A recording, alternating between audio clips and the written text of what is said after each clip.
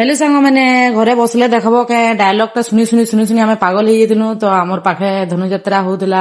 तो सेनके आम घरे बसिक तो देखनी हुए बोले बाहर के बाहरवा के पड़वा बोली बाहर के बाहरी कर आम यात्रा देखी पलि आनु आ बरस्क थरे आम महाराजा कंस के नी देखले नी पूरे आमर पेट न से आम देखी पलि आसु दौड़ते दौड़ते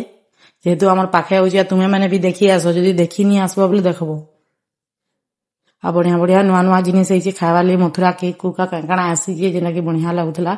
आ मिर्चा आचार भी है आ मंचूरियन तो नी कह केंदा लगुला पूरा बेकार लगुला खाईदेलु कि उखिले देलु नी खाइब देख बाकी एछन भी भल बनौथे खाई पकाब टिके भाई मोर कथा नी मानब अधा सद भी थिबा आ सेठी कंस महाराजार एंट्री हो गला सेन कपड़ा दुकान के पलि गलु मोर भाईर टिके स्वेटर किनबार थिला बाकी ताके सेना भी पसंद नहीं लगला बिल्कुल आईना एंता सांप टे देखली जे नी कह पूरा शिव बाबा हिजमी बोलथली पूरा